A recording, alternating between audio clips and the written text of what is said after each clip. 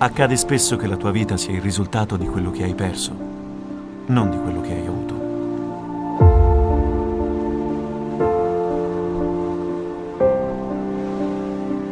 Sai bene di chi è la colpa, ma puoi sperare che tutto finisca prima o poi.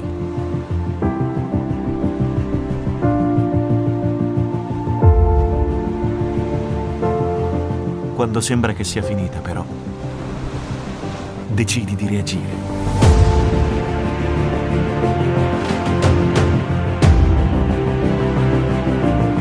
Il mostro è troppo forte, ma se resti inerme non sopravvivi, quindi vale la pena combattere. E ora hai le armi per farlo.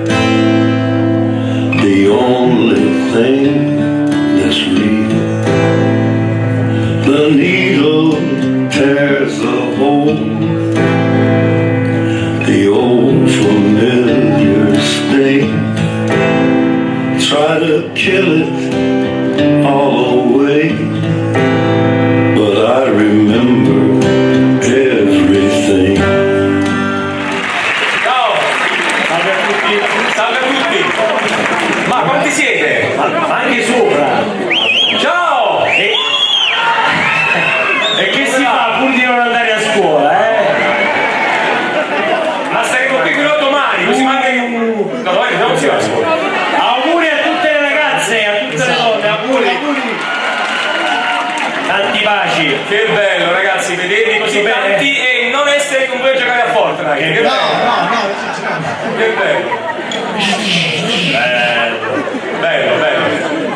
Allora, noi oggi parleremo di una cosa di una noia morta. No, scherzi a parte, no. Facciamo un applauso a Fabiana. Grazie. Ma loro sono bravissimi perché davvero sono i numeri uno, davvero. Lo sai che puoi anche muoverti, puoi anche fare. Posso respirare anche? Sì, posso dire l'hanno inchiodata lì, prego, mettiti al centro. Addirittura, grazie. Sì. Pensate, potevamo scegliere a tante conduttrici brave e invece ci siamo accontentati di Oreste. Che cretini? No, siamo orgogliosi. Di cosa stiamo parlando, Laura?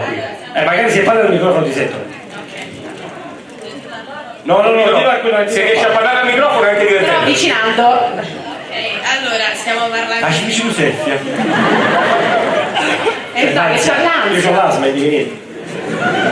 Stiamo parlando di Bagnoli e di quello che è successo al tempo dell'Italsider e di quello che ha appunto procurato alla terra di Bagnoli dopo, sì. Tu di dove sei? Di Napoli, di Soccavo. Caro, Di devi essere il mio. Soccavo. Sei di Soccavo? Soccavo che non è morto. È vicino. Senti Filumena, come si chiama il libro? La maledizione dell'acciaio. Applauso! E l'ho letto tutto. No, dall'inizio alla fine perché mi chiamo come la protagonista, quindi mi è piaciuto anche per questo. brava. Pensate, l'ha letto dall'inizio alla fine, non dalla fine all'inizio. Esatto. Ma voi in prima persona avete avuto rapporti con l'Italsider? Voi?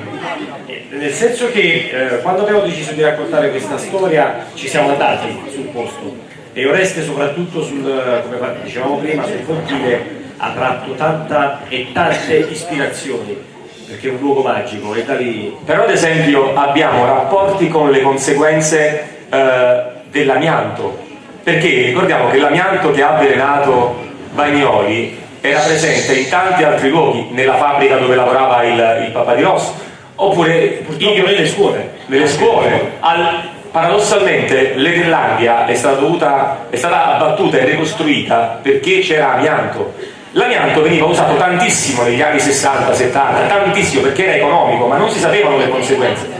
Mio nonno lavorava a Pietrazza ed è morto per un tumore ai polmoni. Non ovviamente non c'era conoscenza, lavorava con l'amianto di giorno a Pierrazza. Sì, perché si smantellava e si Esatto. faceva la manutenzione della carrozza Ai dei treni, e i treni erano coibentati con l'amianto. Insomma, quindi non è che abbiamo rapporti con Bagnoli, ma con le conseguenze di quello che Bagnoli può provocare. Però più che documentarci, come diceva prima Oreste, no, sui dati freddi, perché a volte i numeri sono freddi, no, le statistiche, abbiamo preferito prenderci lì le suggestioni che quel posto possa ancora regalare, no? No, ma infatti non so quanti di voi sono mai stati sul pontile di Bagnoli. Wow, vai fare certi tuff. Ora, se passeggiando su quel pontile, io non lo sapevo perché l'Italsider è chiuso nel 92. Sì. Io nel 92 non ero ancora nato. Non dirla sta Quindi- cosa. Vergognati. Esatto. Perché ragazzi? Non devi vantarti. Vabbè, sono solo più giovane di voi, non c'è niente di male. Vergognati. Ti spacco il malleolo.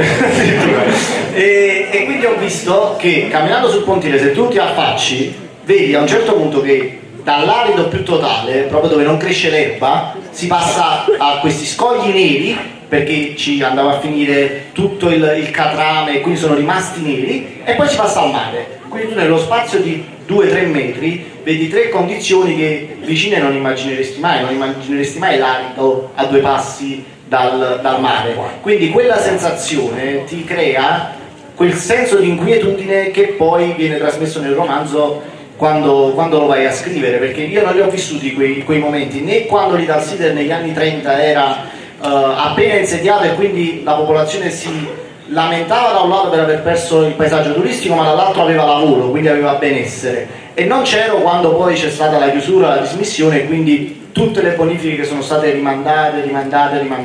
Però vedo quello che c'è adesso, quindi la conoscenza di cui parlava Gigi è quella di andare sul posto, vedere e poi trasmettere le sensazioni, ed è molto, secondo me, più forte di tanti dati e tante statistiche che le leggi come tante altre 1000 statistiche che leggi sui libri di scuola e che ti attraversano senza lasciare traccia. Sono d'accordissimo. Ottimo. Oggigiorno che viviamo in questa realtà che è molto dissestata, sconvolta, Procrastinata. Usa procrastinare che fa. Dai. cosa c'è per te? Chi sono nuovi uomini d'acciaio? I nuovi eroi. Domanda abbastanza complicata. Uno sicuramente è quello che sta, a parte questo al mio fianco, è quello lì che si è appena alzato. Che ha prestato il fisico per il protagonista, Sì, ricordiamo. ovviamente. Uno è quello che sta per arrivare, che è Catello Maresca, e penso che Assolutamente sì. che sia l'ideale di quello che può essere un supereroe moderno. Ma che cosa si intende per supereroe? Non per forza quelli della Marvel o quelli che hanno mutazioni genetiche o cose come accadono al nostro protagonista. Si è supereroi, semplicemente qui devo prendere in prestito proprio le parole di Catello Maresca e magari dopo lui le ripeterà. Si è supereroi semplicemente quando una persona non si gira dall'altro lato. Se c'è un problema lo conosce, lo guarda, lo affronta, e in quel modo è già un piccolo eroe. Quindi ognuno di voi che non si girerà davanti a un problema sarà sempre un supereroe.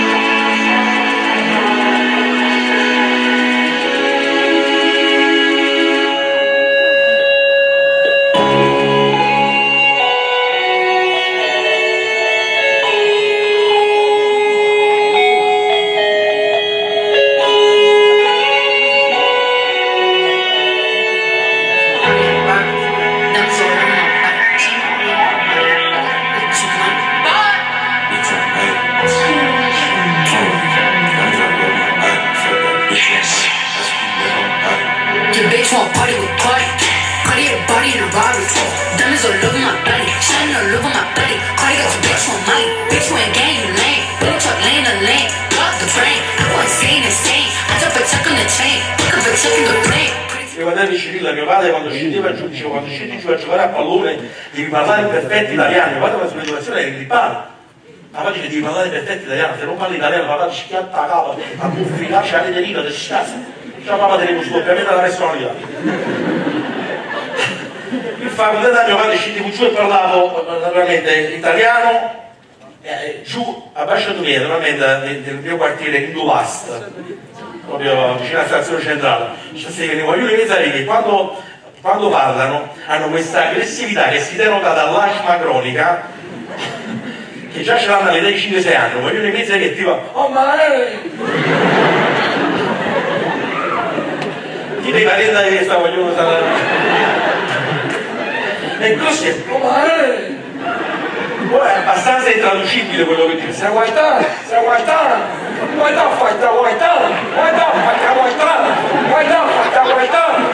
tipo giapponese,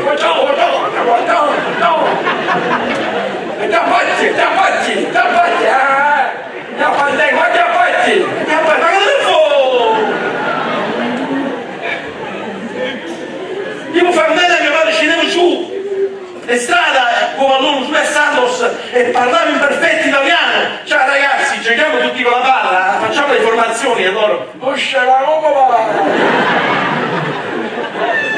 io rispondevo, parlo benissimo, se tu sei deficiente non si capisce quello che dici.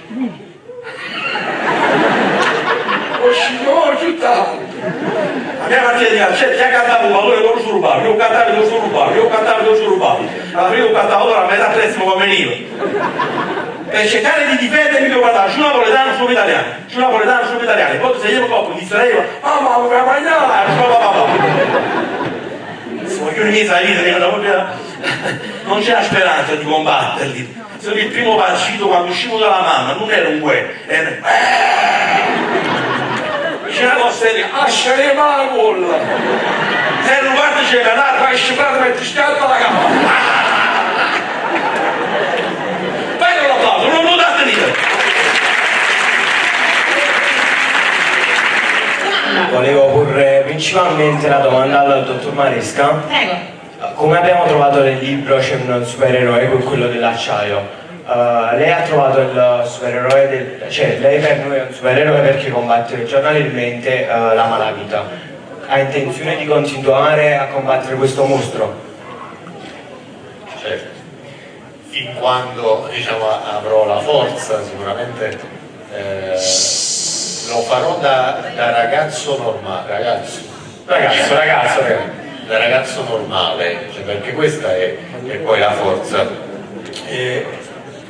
È vero che bisogna essere colpiti dal male per reagire, no? Però il vero messaggio che si può trarre anche dal libro è che non dobbiamo aspettare di essere colpiti dal male per reagire, quello è no, l'idea. Che poi è connessa no, al fatto di quello che dicevamo prima, eroi, supereroi, cioè bisogna essere persone normali e aspirare ad essere persone normali che fanno il proprio dovere. Quindi io se combattere il male, come lo dico ai miei 4 figli, è la mia aspirazione, spero di farlo da persona normale. Grazie.